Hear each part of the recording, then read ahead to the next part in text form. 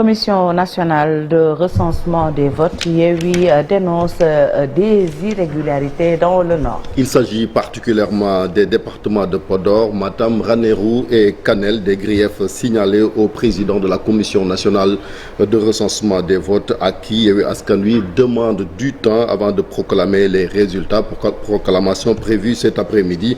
Plus de détails avec le mandataire de cette coalition de l'opposition, Déthié Fall, au micro de nos confrères d'IGFM. On s'est intéressé particulièrement ci 4 départements yi muy Podor di Ranérou di Matam. En tant que mandataire, on s'est particulièrement intéressé à 4 départements, Podor, Ranérou, Matam et Kanel. Ce qu'on y a constaté, c'est quand même incroyable. Dans certains bureaux, il y a eu des écarts extraordinaires.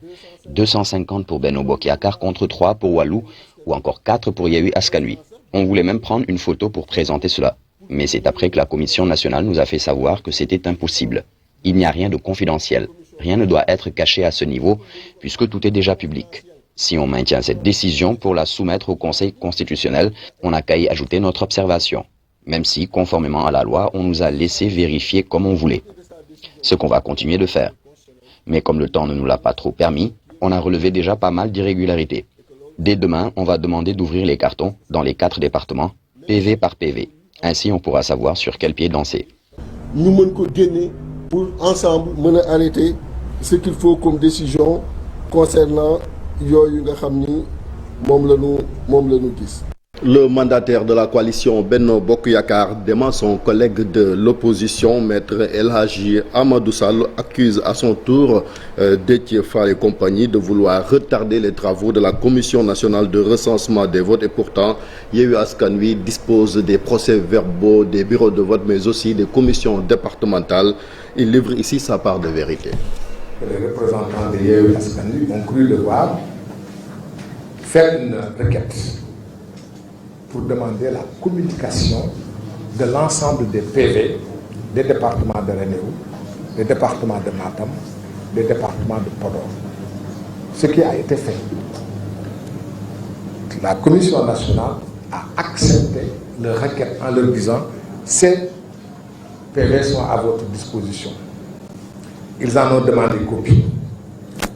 Le président de la Commission leur a rappelé la loi, au terme de laquelle effectivement, ils ont le droit de demander à accéder à l'information, donc à avoir accès à ces documents, à les consulter, à prendre des notes, à faire des observations. Mais la loi ne l'autorise pas à faire des copies. Alors surtout que chacune des coalitions a à sa disposition l'ensemble des PV, à la fois les PV des commissions départementales, y compris les PV de l'ensemble des bureaux de vote. Et que donc cette demande-là était assez surprenante.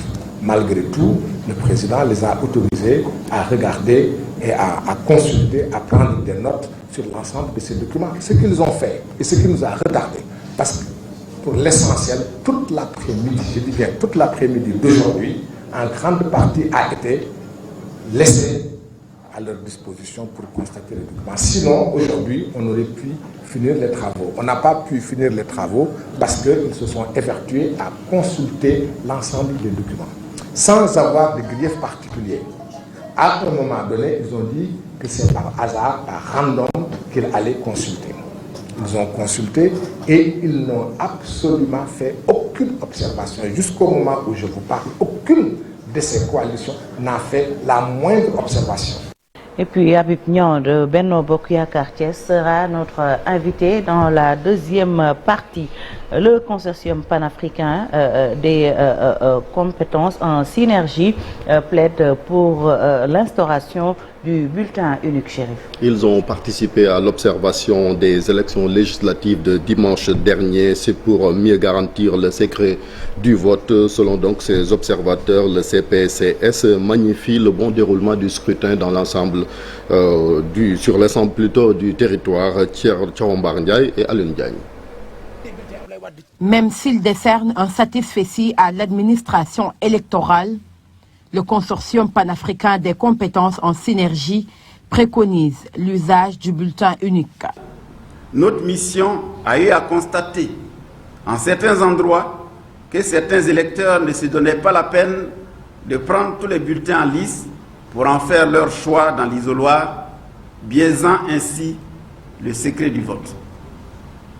Le bulletin unique, plus bénéfique selon ces observateurs qui donnent leurs arguments. L'usage du bulletin unique de vote pourrait être un outil indispensable en termes de moindre coût d'impression des bulletins multiples, tout comme en termes d'éviter tout monnayage éventuel des bulletins multiples non utilisés et destinés à la poubelle de l'isoloir, ou permettre une bonne traçabilité du vote ou de recompte de voix éventuel en cas de contestation quelconque lors du processus électoral en cours dans sa phase de proclamation des résultats. Le CPCS appelle les coalitions à se conformer à la chronologie de publication des résultats et à éviter tout propos qui pourrait être source de tension. Notre déclaration se veut d'être une déclaration d'appel du CPCS à l'endroit de chaque Sénégalaise et de chaque Sénégalais à la préservation de la paix sociale, puis l'exhortation de tous au respect de la chronologie de publication des résultats qui se fera par les instances nationales habilitées en conformité des dispositions électorales en vigueur en République du Sénégal. La Commission nationale de recensement des votes poursuit ses travaux et devrait publier les résultats provisoires au plus tard vendredi.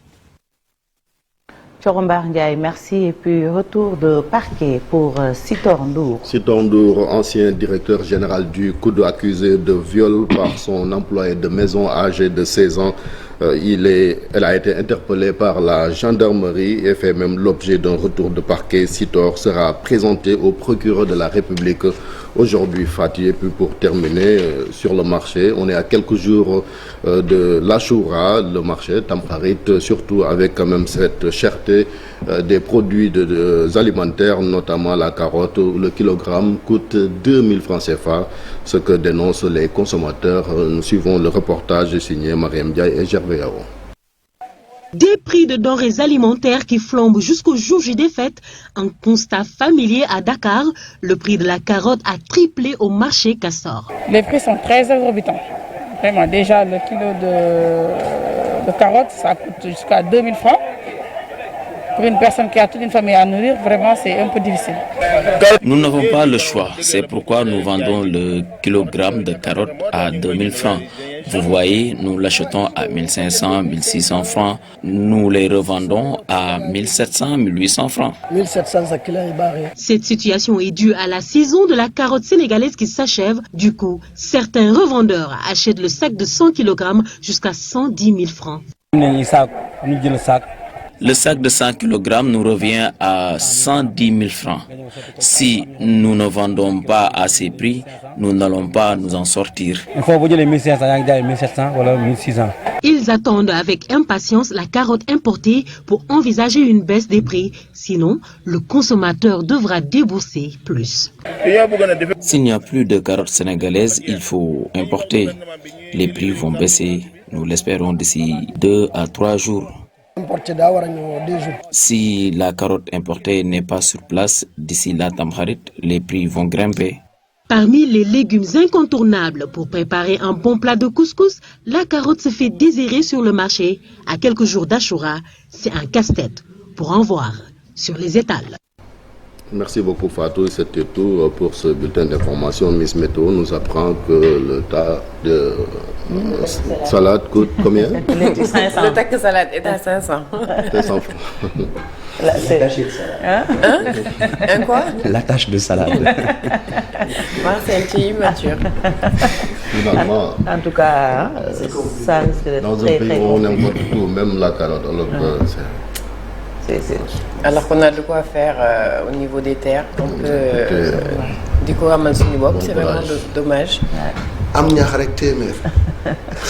Non boobu dama choqué fa ma bàyyi ma salade ba naan dem sa yoon. Ma ne ko bàyyi naa salade. Il y a de quoi. Merci beaucoup Chérif. Voilà. C'était le premier bulletin de la journée. Tout de suite la page internationale.